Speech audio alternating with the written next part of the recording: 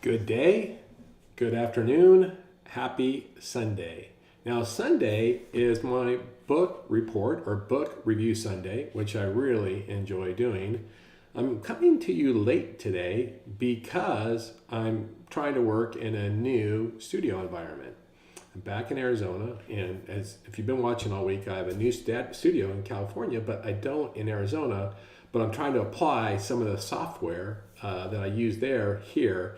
It's taken a few hours to get everything to work. So this may or may not even be working. Hopefully it is. That being said, when I'm trying to use a new software for the studio is I can do things like this. Today's book that I want to cover is The Code of the Extraordinary Mind. This book has been on my bookshelf for possibly a year.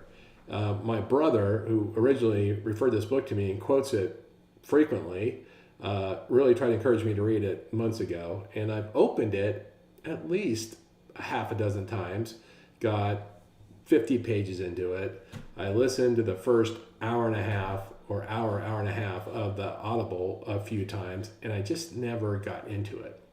This past week, I was doing quite a bit of driving, and I was finally able to get through the book.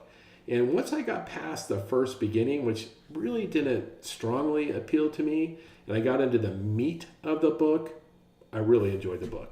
And so I'm happy to share it with you today. Now, like many of the books that I cover on Sundays, there's way too much depth in this book to try to cover with you in a few minutes.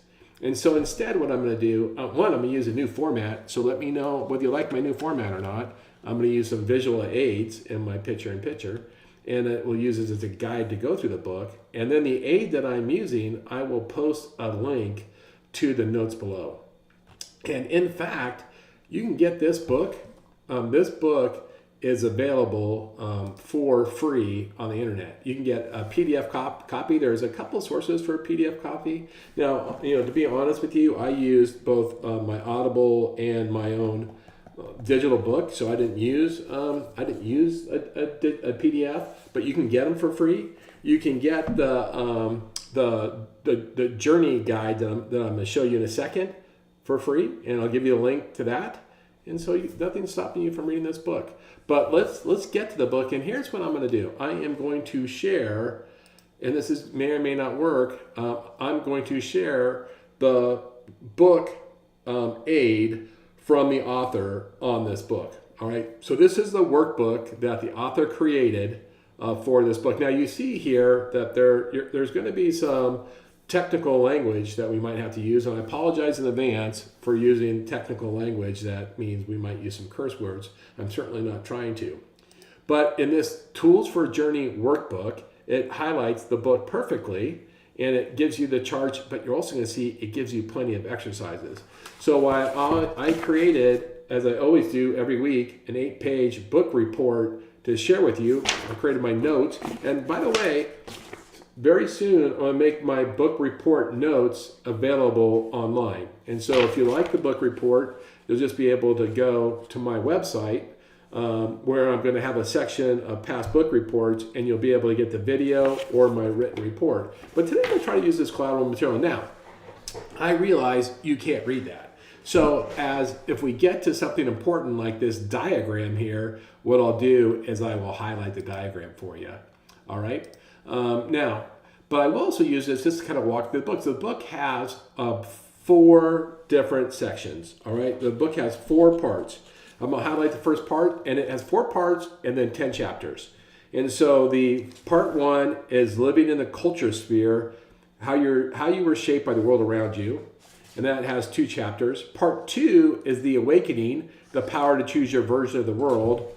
Part 3 is recoding yourself, transforming your inner world, and part 4 is becoming extraordinary, changing the world. And if I was going to give you a visual, or if the author gave you a visual, this is what the visual looks like. This is the diagram he uses to explain it. One, living in the cultural sphere is the inner circle of you. Then you have the next circle, which is the awakening, and then you have the third circle, which is recording yourself. And then the fourth circle, which is becoming extraordinary, and that is changing the world.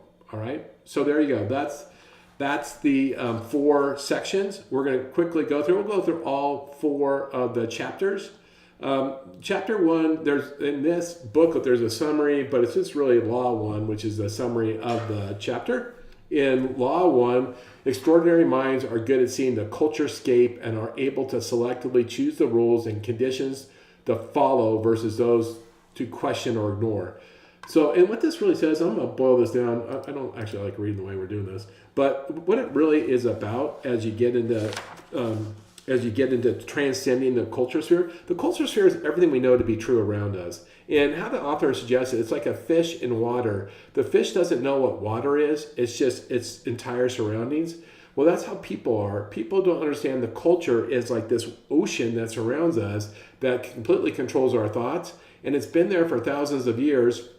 And it may be correct or it may be incorrect. And it's probably largely incorrect because there are absolute laws that are truth. And then there are laws that we make up that we just know as human knowledge, which could or could not be true.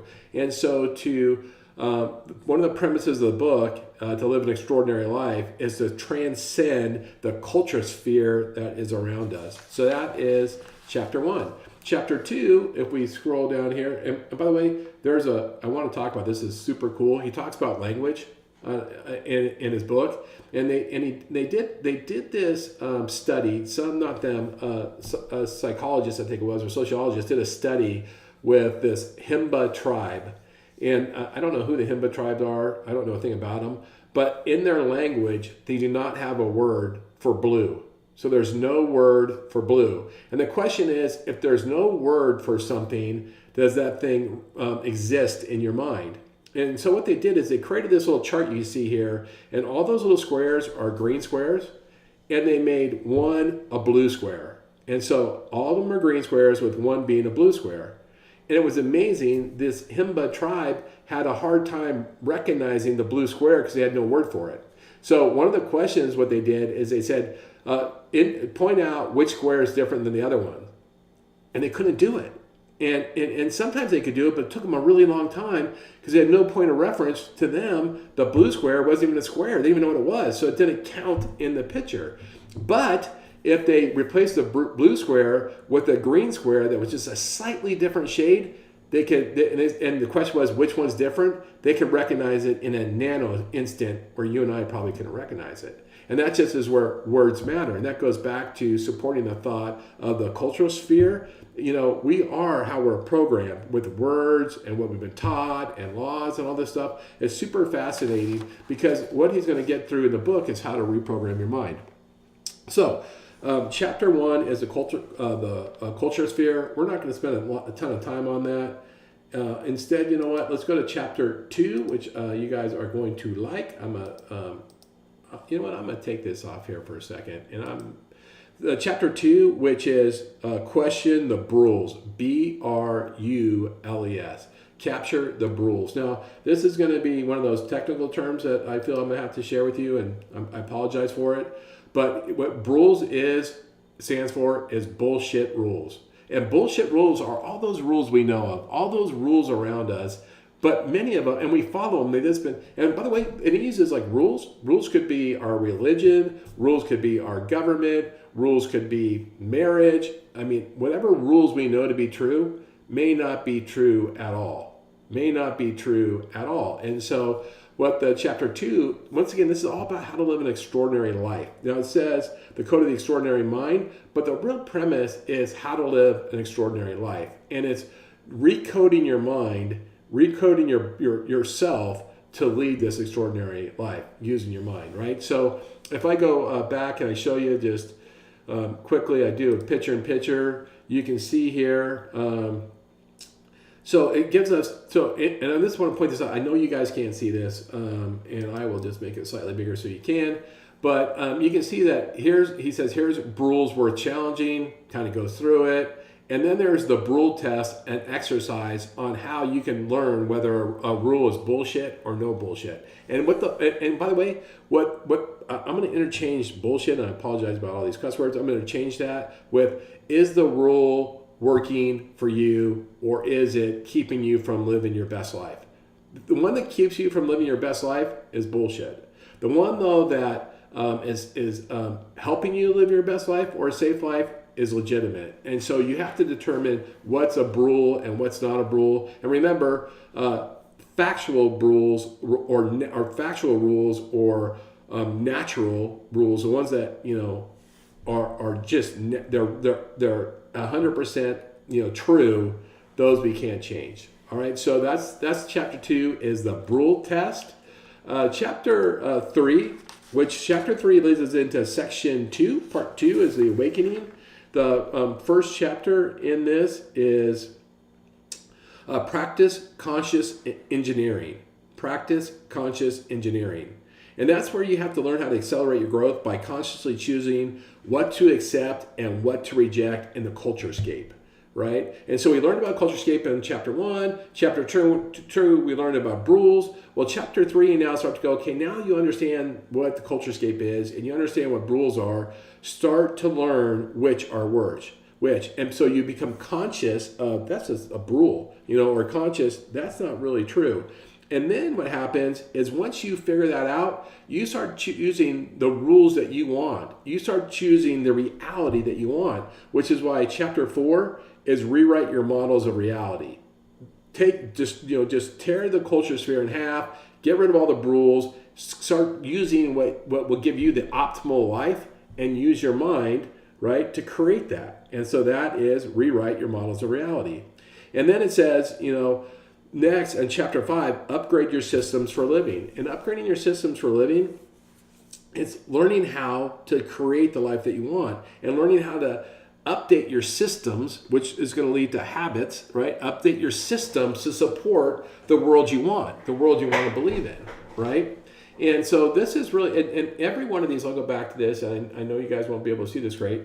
Every one of these chapters has diagrams and exercises and questions, and I'm talking difficult questions. That's why if you really did this book, it would be very difficult. You have to answer some tough questions. I have not done all the exercises. I'm actually intrigued. I was studying this yesterday. I need to go through this exercise to see what these questions are in each of these chapters, what these exercises are, is how to optimize your reality. And I kind of like that. So we talked about chapter 3 and practice consciousness. You can see they have tons of stuff. Rewrite your models of reality. This is really important in the reality part. He's very big on gratitude, loving yourself, right? And so in this chapter, he really goes through that, spirituality, loving yourself. It's really good and helpful. And once again, you got a pretty big exercise, right? Like questions like, how do you define friendship? How do you define love? What's your definition of adventure? How do you define health and fitness? How much are you learning and growing? Like really good stuff. All these are really good chapters, as you can see, deep stuff, right? So you have to rewrite your reality, which is good. So as we go from rewrite models of reality, upgrade your systems for living, that gets us to part 3. Remember, part 3 is recoding yourself, transforming your inner world, right? And we're going to go back through those circles again, which we'll wrap that up with as a reminder. So in part 3 starts with chapter 6. Chapter 6 is bend reality, right? And bending reality that's where you start to identify your ultimate state of human existence, and then you program your mind to live it. That's what that's talking about. And you, like I said, you're going to have to read the book because there's just so much to it. And there's no way that I can go through all this stuff right now. But in the bend reality, do you have a bold vision for the future pulling you forward, right? You're drawn to it. You're running towards it, right? And then at the same time, are you able to engineer your world so that you're happy now? So you're passionate about where you're headed, but you're orchestrating happy now. Right, and there's it's a big part of this book that he talks about, right? And he has this 4-quadrant exercise. He has an exercise. Has a few exercises in this book, a little 4-quadrant diagram to tell you how to get there. Right now, so I really like that. In chapter 7, remember we're still in part 3. I'm going to use he creates 30 words in this book, right? We've already used culture sphere, rules. I'm not going to go through all 30, but here's the next one that's important is blissapin, which is, and what this essentially says is you need to have the discipline to constantly live in bliss. And what he says, it's a learned behavior. It's a learned practice. You can live in bliss, but you need to learn how to do it. And you need to demonstrate discipline to live in bliss. And there's 3 things that he goes that will help you live in bliss, and that you need to learn how to exercise them every day, right? 1, the power of gratitude.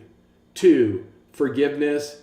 And 3, the practice of giving. And then, as you can expect, he gives you a very lengthy direction and coaching on how to do these things. He gives you exercises. He gives you a whole bunch of stuff, right? He really walks through step by step how to achieve these 3 things. And by the way, this forgiveness thing is a huge thing to free yourself. He talks about it quite a bit in the book. And it's interesting. This book might not have resonated with me when I first started trying to read it because maybe I was in a different place. Somehow it resonated with me this time, and it could resonate to you. But this is a wonderful thing. Matter of fact, I'm going to quickly share the screen on this so you can kind of see, live in this bliss sphere. You can see, let's make it a little bit bigger so you guys can see a little better. This is exercise daily gratitude, how to do it, liberate yourself and truly forgive. Forgive yourself first, gives you through the process of how you forgive, right? And then ways of forgiving, how do you forgive others, right? Like, do you know how to forgive? Have you ever thought about how to forgive? We know why we should forgive because we live a better life, but I don't know if we've been taught how to forgive.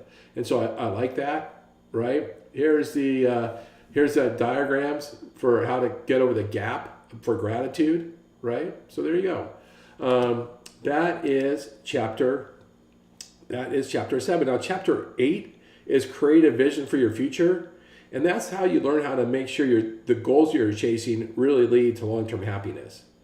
And this is a tricky chapter. As a matter of fact, I probably wrote the most notes on this to myself because I didn't really understand it well. And it didn't take until I was really kind of studying on it to see what the heck he's trying to say. Because he uses these things, you need to be trained to set quote unquote means goals versus end goals, right? Means goals versus end goals.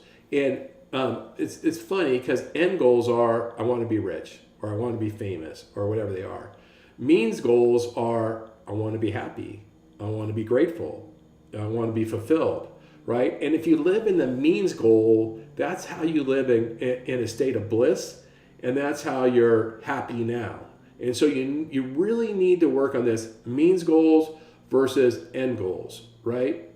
And that doesn't mean that you don't know where you want to end up, but you really in the daily state live in the means goals, not the end goals, right? And that was a really tricky thing, and I'm still trying to fully understand that.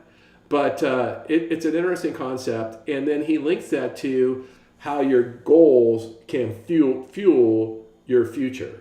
And so hopefully that will resonate with you, which gets us to chapter 4, or to part 4, which is probably his most famous part. Now I am going to use some more technical terms, and I apologize. I'll use it once, and then I'll use abbreviation. So this book is famous for this term that he created. And the term is be unfuckable withable. Fuck withable. Be unfuckwithable. Now I'm going to say be unf-withable going for each feature, so I apologize. But, and people, I think people misconstrue this. I think people think, wouldn't it be great? Because the concept is, who cares what everybody else thinks? Who cares what society thinks? The only thing that matters is you. Like, be happy with yourself, be happy with who you are, right? And when you are happy with yourself, if you are at peace in your own skin, then all these, exterior, concepts don't matter. And so you can live in peace. And that gives you all that things like happy now and bliss, right? And I've heard people talk about this term, be uneffable. And they're like, wouldn't it just be great if you had like this, armor around you and it didn't matter? Well, it's not about an armor around you. It's about an essence inside of you, right? And the author talks about self-love and self-gratitude, appreciating yourself, being present are all important, But the key is you don't need outside validation. You don't care about outside opinions. You start to live fearlessly, immune to criticism, or, by the way, to praise, because both of them are outside influences. And so you're only fueled by your own inner happiness and self-love. And when you get to that, then you become uneffable. All right? That's what that's about. But like I said, I hear these warriors just talk about, I'm going to just be inconquerable. Like, I'm going to be just, nothing matters to me. Well, something matters. It matters what the core is. That's what matters. And so while that's been a very famous phrase, I think it's been misconstrued. And once you understand it, it becomes super powerful. That gets us to the last chapter, which is embrace your quest. Embracing your quest is, really learning how to put it all together so you live the life you were meant to live. And what this is, if you remember, that gets to that fourth circle, which is, changing the world, and that becomes really the most important part, because in the end, living an extraordinary life, the author says, is living an extraordinary life is when you positively contribute to the human race. When you positively contribute to the world, that's when you're living, the extraordinary life. And remember, the book Extraordinary Mind, just once again, is using your mind to create an extraordinary life. And it's called it's called the Code of the Extraordinary Mind, but it's really using your mind to create an extraordinary life. Okay, that makes sense, everybody. So I'm gonna got a few more comments, and I'm gonna put the notes though. I'm gonna put a link to this workbook, which I'm gonna go back again as I wrap this up here. In this workbook, remember, you got all those exercises. I didn't go through them all. There's about 50 exercises, all sorts of questions. This is free from mindvalley.com/extraordinary. I'll put the link in there though, mindvalley.com/extraordinary. You can get this workbook. You got to sign up for their stuff. It's a very rich website. It has tons of content. I believe all the content's free. You can sign up for their program. I don't know how much it is because I didn't do it. I just did the free stuff. But remember, you start here. Going back to this chart, we start by living in the culturescape, and that's just everything that the water that surrounds us that we believe to be the world, right? And then you get an awakening, and you start to understand you don't have to accept the ocean as the ocean. You can reconfigure water. You can reconstruct it. And then you have that's the awakening, and then you go, okay, to do that, I have to recode myself. I have to turn off all that stuff. But turning off isn't good enough. You have to then turn on a bunch of other stuff. And then you become extraordinary by changing the world. So that's what the book is about. This book has sold over 1 million copies. The author is Vishen Lakhiani. I'm saying his name wrong. But he's the founder and CEO of Mind Valley, which I mentioned. It's a personal development company. The guy's super popular now, author, speaker, consultant. His website's exceptionally vibrant. He has 2 best-selling books. We're talking about The Code of the Extraordinary Mind. He also has The Buddha and the Badass. That's on my reading list now. I haven't read it. I'm looking forward to it. This book was published in 2016. The guy has a very interesting story. At the beginning of the book, I guess somewhat, was off-putting because he sounds very arrogant at the beginning of the book. But it's not, as you listen through it, he's not. He actually seemed pretty humble. But that is today's book, and that is new technology for me. Hopefully you saw it, heard it. Give me feedback. I'll get better on the production stuff.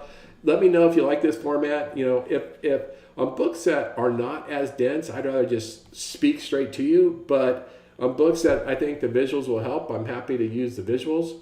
And that's what we got. That's the book. I hope you enjoy this book. Go ahead and give it a read. I think you'll enjoy it. I think the Audible was about 9 hours, but that's also with the bonuses at the end, so it might have only been maybe 8 hours. And then it takes a bit to read, so it's not one of those things you're going to pick up and read, back cover to cover.